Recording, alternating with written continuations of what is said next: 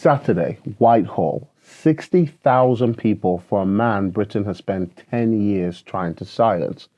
The headline said Tommy Robinson rally, but they didn't come for one man. They came because there is a vacuum in this country. It's a spiritual vacuum, a political vacuum, even a cultural vacuum. Vacuums always get filled. The only question is by whom? Today on tap, how a 43-year-old man from Luton became the loudest voice in British politics and what God is saying through it, because when the church will not speak, God raises the prophet that no one saw coming. Welcome to the War Room. Tap community, tapped in, welcome back.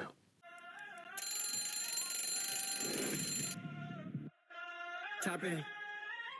Tap in. Yeah, we breaking the code. Truth on the mic, let the fire explode. Faith in the facts, yeah, we carry the load. This the Tap Podcast, let the whole world know. Let them know. Tommy Robinson did not create this moment. Let's be clear, this moment created Tommy. Britain lost its Christian majority for the first time in its history between 2010 and 2020. 38% of young Britons cannot identify the baby in the nativity scene.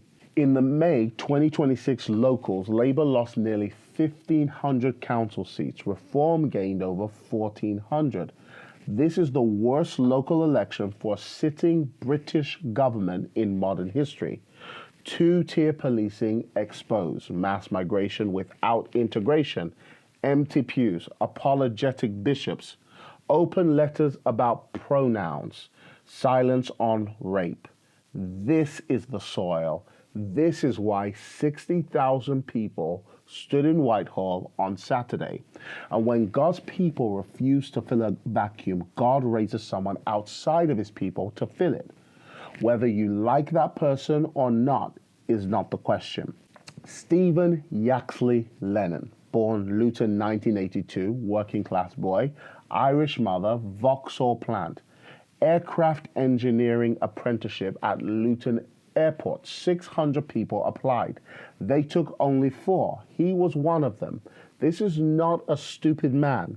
Then in 2005, prison for an assault on an off-duty police officer. 12 months, lost the apprenticeship, he lost his career. For years later, 2009, he founded the English Defence League. Why? In 2009, he was the only public figure in Britain saying these specific words. Every police chief was silent. Every newspaper editor was cautious. Every bishop, every vicar, every pastor was silent. And a man who 5 years earlier had been changing airplane engines stood up and said it. 16 years later, the British state, the very state that imprisoned him, admitted he was right. June 2025, the Casey Report, commissioned by Sir Keir Starmer, written by Baroness Lewis Casey, a peer of the realm, not a tabloid and not a YouTuber. The towns named in the report were Rotherham, Rochdale, Telford, Oldham, Huddersfield, and Bradford. In Rotherham alone, 1,400 children were abused over 16 years. The key finding, institutional failure to protect children. Authorities had, quote, shied away from recording perpetrator ethnicity. Greater Manchester, 52% of perpetrators recorded were Asian. Largest subgroup were Pakistani. Local population, 21% Asian. And this detail, a case file was found with the word Pakistani tippexed out. Someone took correction fluid and erased it from a child sexual exploitation file. Let that sink in. This is not Tommy Robinson saying it. This is the British Home Office reading out loud in Parliament. In December 2025, the government announced a national statutory inquiry. £65 million begins April 2026. And the National Crime Agency launched Operation Beaconport. 200 cases, 200 rapes that the system buried. Tommy Robinson saw it in 2009. The British state admitted it in 2025. That is 16 years later. 16 years of working class girls in northern English towns being told they were liars, being told they were racist, being told to keep quiet and shut up because the system would rather tippex a file than face an uncomfortable truth. And the only man with a megaphone saying it out loud was a man from Luton, who the church called a thug and the state put in prison. Now, I have to say this quickly, cleanly, and honestly. Tommy Robinson is no saint. He has a criminal record. His language is often coarse. He has made enemies he did not need to make. You'll be told all of this by people who want you to dismiss him. So let me give you the answer in advance. David killed a man to cover up an affair. Moses was a murderer. Peter denied Jesus 3 times. Paul held the coats while Stephen was stoned to death. Every single one of them used by God to say things the religious establishment did not want to hear. Anyone who needs the messenger to be squeaky clean before they hear the message is not ready for prophecy. If a man from Luton with 5 prison sentences got the diagnosis right, and the Archbishop of Canterbury did not, which one of them does God call a prophet? If this episode tapped something in you, like, share, and subscribe. And tap into the Telegram community, link in the description. We are building a remnant, not an audience. See you in the next war room. Open your Bible and let me show you a pattern. Every time God has shifted a nation, he has done it through the place no one was looking. Joshua chapter 2. Israel is camped on the edge of the promised land, and the first city they break is Jericho. Joshua sends 2 spies. They do not go to a temple. They don't even go to the elders. They don't go to a holy man. They go to the house of a prostitute. Her name is Rahab. And it is Rahab, a pagan woman running a brothel inside of the walls of Jericho, who hides the spies under her roof, under stalks of flax, who lies to the king's men when they come looking, and who tells the spies how to take the city. The fall of Jericho, the first national shift in Israel's history in the Promised Land, did not come through a prophet. It came through a prostitute. Now turn to Isaiah 45, and you'll see in Isaiah 45, verse 1 and 4, thus says the Lord to his anointed, to Cyrus, whose right hand I have grasped, to subdue nations before him. I call you by your name. I name you, though you do not know me. Cyrus the Great, king of Persia, a pagan who worshipped foreign gods, and yet when he conquered Babylon, he issued the decree that let the Jews go home and rebuild the temple at his own expense. Isaiah had prophesied him by name 152 years before Cyrus was even born, and God calls this pagan king my anointed, in Hebrew, Mashiach, the same word used for the king of Israel. The restoration of Israel, the second national shift in their history, did not come through a Levite, it came through a Persian.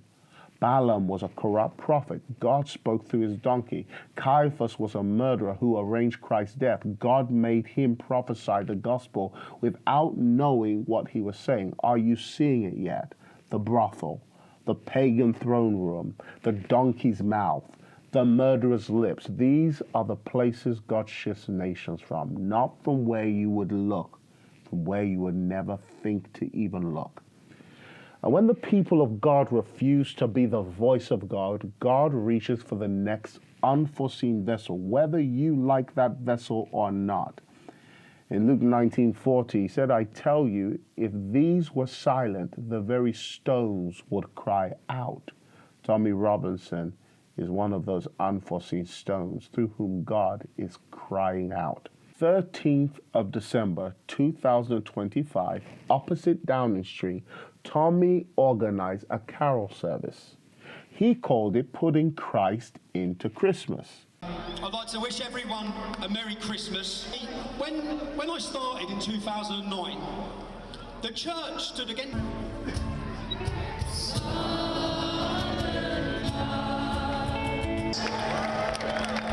And to all of these wonderful speakers, let's put our hands together one more time. Christ is come.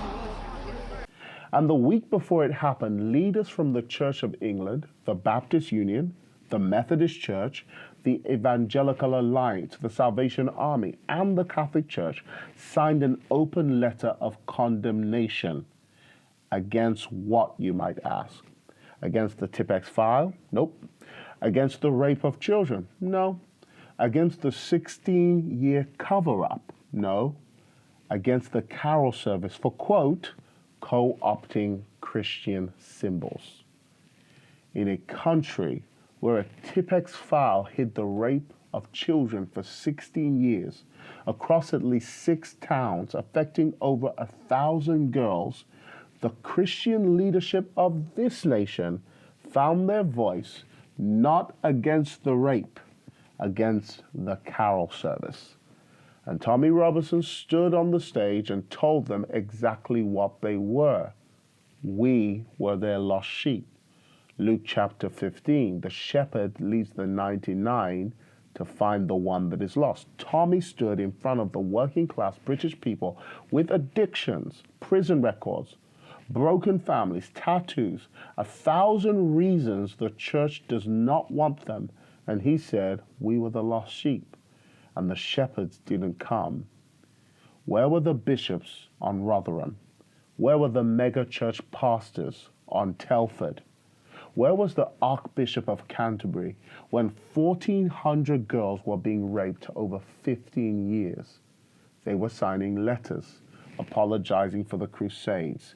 They did everything except what prophets do. Jeremiah confronted kings. Elijah confronted queens. John the Baptist confronted Herod. Show me the modern British prophet with a pulpit who did that on Rotherham. I'll wait for you. You built this vacuum, and he's filling it with whoever is willing to stand in it. Now here's the twist. 27th of May, 2025, HMP Woodhill, Milton Keynes, Tommy Robinson walks out of prison after 7 months in solitary confinement. Long beard, long hair, and a rosary around his neck. 2 weeks later, on PBD podcast, he told the world he was a Christian. What do you believe in? Are you a Christian? Are you a Jew? What would you say? Do you believe in God? Yeah, I'm a Christian. You're a Christian? I'm a Christian, yeah. I've been pushed more. So I used to say that I didn't believe. My mum was a Catholic, brought up. But then as I've seen the attacks on Christianity, and I've also seen the decay in British society, and if we want to understand and remember who we are, we need, as part of our identity, I say to some people, even if you don't believe in Christianity, you don't have to believe in Jesus. That's what built us as a nation. So I believe Christian leadership has failed us. But I believe there's a revival happening right now in Great Britain. I'm going to make a mini documentary on it. Something's happening. Something big is happening. We went to our demonstration, 100,000 people, and there was a lad, and he had Christ is King banner, and the whole place was erupted. And then I looked as 100,000 people were chanting Christ is King in the middle of Trafalgar Square. This is unthinkable, unseen. The fall of Britain has come from the fall of belief, he said. In January 2026, he gave an interview to the European Conservative and said this: I sat in prison in solitary confinement and started reading and dissecting the Bible. I knew the Quran. I didn't know the Bible. I'd love a brand new fresh start to live my life as a Christian. I believe in Jesus, but I'd love to be a better Christian. A 43-year-old man alone in a cell opening a Bible for the first time. That is the same prayer a dying thief prayed on the cross. Lord, remember me when you come into your kingdom. Paul met Jesus at the end of Damascus Road. John Bunyan wrote Pilgrim's Progress in jail. Saul Heinrichsen met God in the Gulag. God meets people in prison. So while the Church of England was signing letters about him, God was converting him. This is not a man you can dismiss anymore. That is a man on his knees, and the man stepping into the British vacuum is no longer a circular street activist. He's a new covenant believer reading the Bible in real time in front of 14 million followers. Step back with me and look at the picture. The Grooming gang inquiry begins in April 2026. Reform UK just took 1,400 council seats. Christianity in Britain is in numerical freefall. Islam is the fastest growing religion in this country. The demographic shift no party will publicly address is accelerating month by month. And in that soil, 60,000 people stood on Saturday and cheered a man with a rosary who 5 years ago they would not have crossed the street for. Tommy Robinson is not the answer. He is the warning shot. He is the proof that Britain is mid-transition. The vacuum will be filled by Tommy, by reform, by something more extreme, or by Christ. A nation that needs a man from Luton to tell it the truth is a nation already mid-judgment. So this is the charge. 5 things. 1, test every voice against Scripture, including this one. 2, pray for genuine repentance for him, for the British Church, for yourself, for the Prime Minister. 3, speak from your own seat, your town, your pulpit, your phone. Become a school commissioner. 4, stop outsourcing your conscience to a tribe. Left, right, Reform, Labour. None of them speak for God. 5, stop waiting for a man from Luton to do what God asked you to do.